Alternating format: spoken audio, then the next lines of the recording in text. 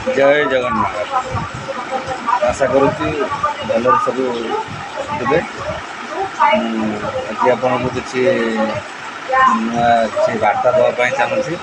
ବିଶେଷ କରି ଅମ୍ଳପିତ ଏସିଡ଼ିଟି ଏଇଟା ପ୍ରାୟ ସମସ୍ତଙ୍କର ଆଜିକାଲି ସମସ୍ୟା ଦେଖାଗଲାଣି। ସେଥିପାଇଁ ମୁଁ କିଛି ଆପଣଙ୍କୁ ଉପଦେଶ ଏମିତି କିଛି ଦେବା ପାଇଁ ମୋ ତରଫରୁ ଦେବା ପାଇଁ ଚାହୁଁଛି, ସେଇଟା ଆପଣଙ୍କ କତିକୁ ଠିକ୍ ଲାଗିବ। ଆଉ ମୁଁ ଭାବୁଛି ସେ ଜିନିଷ ସବୁ ଘରେ କରିକି ଏମିତି ଖାଇଲେ ଆପଣଙ୍କ ଦେହ ବି ସୁସ୍ଥ ରହିବ, ଅମ୍ଳପିତରୁ ବଞ୍ଚିତ ପାଇବେ।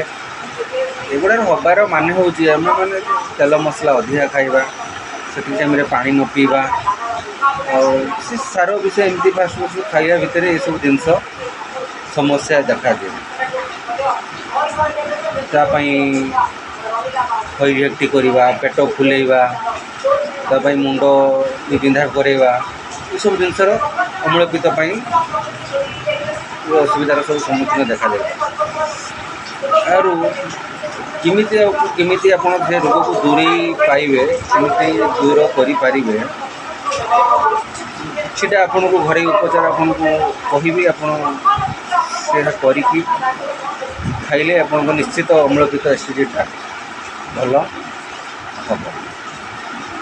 ପ୍ରଥମେ ହେଉଛି ଆପଣ କ'ଣ କରିବେ, ଧଣିଆ ଗୋଟେ ଭାଗ, ଆପଣ ଯେଉଁ କଞ୍ଚା ଧଣିଆ ଗୋଟେ ଭାଗ, ଆଉ ଧଳା ମିଶ୍ରି 2 ଭାଗ, ତାକୁ ମାନେ ଗୋଟେ ଭାଗ ମିଶ୍ରି ହେଉଛି 2 ଭାଗ, ତାକୁ ଗୋଟେ ସମାନ ଗୋଟେ ଜାଗାରେ ନେଇ ଗୋଟେ ଗ୍ରାଇଣ୍ଡିଙ୍ଗ କରିକି ଆପଣ ରଖିବେ। ସକାଳେ ସନ୍ଧ୍ୟାରେ ଆପଣ ପାଣି ସହିତ, ମାନେ ଏଇଟା ବିଶେଷ କରି ଖାଇଲେ, ଏଥିରେ ଉଷୁମ ପାଣି ହେଉ ନହେଲେ ଆପଣ ନର୍ମାଲ୍ ପାଣି ହେଉ ଆପଣ ଖାଇଲେ ଏ ଅମ୍ଳପିତଟା ଆପଣଙ୍କର କମ୍ ହୋଇଥାଏ।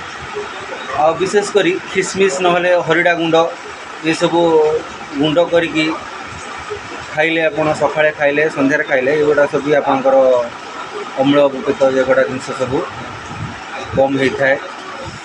ଆଉ ଆପଣଙ୍କର ଏ ଯେଉଁ ଆଉ ଗୋଟେ ବିଶେଷ ଗୋଟେ କାରଣ, ଆପଣଙ୍କର ଶୀଘ୍ର କେବେ ଖାଆନ୍ତୁ ନାହିଁ, ଖାଦ୍ୟକୁ ଚୁବାଇକି ଖାଆନ୍ତୁ, ଆଉ ଅବେଳର ଖାଆନ୍ତୁ ନାହିଁ।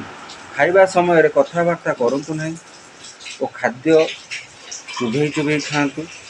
ଆଉ ଖାଦ୍ୟ ବେଶୀ ଗରମ ବି ବେଶୀ ଥଣ୍ଡା ଜିନିଷ ଖାଆନ୍ତୁ ବି ନାହିଁ, ମଧ୍ୟମ ଧରଣର ଖାଆନ୍ତୁ।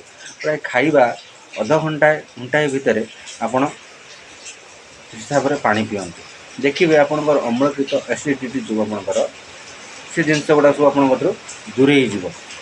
ସବୁ ଏମିତି ବହୁତ ସବୁ ଜିନିଷ ସବୁ ଆପଣଙ୍କର ରହିଛି। ସବୁ ଘିଅକୁମାରୀ ରସ ସହିତ ଅଁଳା ରସ ମିଶାଇ ଖାଲି ପେଟରେ ସକାଳେ ପିଇଲେ ଆପଣଙ୍କର ଏସିଡ଼ିଟି ଯେଉଁ ଅମ୍ଳପିତ ଏସବୁ ଜିନିଷ ବହୁତ ସମାଧାନ ହେଇପାରେ। ପେଟ ରୋଗରୁ ଯେଉଁ ଆପଣଙ୍କ ବଞ୍ଚିତ ହେଇପାରିବେ। ସେଥିପାଇଁ ଯେଉଁ ମୁଣ୍ଡ ଯେଉଁ ଆପଣଙ୍କର ଯନ୍ତ୍ରଣା ହେଉଛି ସେସବୁ ପାଇଁ ବି ଆପଣ ସୁସ୍ଥ ହୋଇପାରିବେ। ଆଉ ବି ଆପଣଙ୍କର ରହିଛି କଳା ମରିଚ, ଶୁଣ୍ଠି, ଲିମ୍ବ ଛାଲିକୁ ଶୁଖାଇ ଚିକ୍କଣ ଭାବେ ମାନେ ତାକୁ ଚୂର୍ଣ୍ଣ କରି ସକାଳେ ଓ ସନ୍ଧ୍ୟାରେ ମାନେ ତାକୁ ଖାଲି ପେଟରେ ଏମିତି ଆପଣ ସେବନ କଲେ ଅମ୍ଳପିତ ବିଶେଷ କରି ଭଲ ହୋଇଥାଏ। ଏମିତି ସବୁ ଜିନିଷ ରହିଛି। ମୁଁ ଭାବୁଛି ଆପଣ ଏଇ ଯାହା ବି ଯେଉଁ 2, 3, 5ଟା ଆପଣଙ୍କୁ ଜଣେଇଲି, ଆପଣ ସେଟାକୁ ଘରେ ବନେଇ ତିଆରି କରି ଖାଇଲେ ଆପଣଙ୍କର ଏ ଯେଉଁ ଅମ୍ଳପିତ ଆପଣଙ୍କର ଯେଉଁ କୁହନ୍ତି ଏସିଡ଼ିଟିଟା ଆପଣଙ୍କର ଦୂରେଇ ଯିବ। ଆଶା କରୁଛି ଭିଡ଼ିଓଟା ଆପଣଙ୍କୁ ଭଲ ଲାଗିଥିବ। ଜୟ ଜଗନ୍ନାଥ।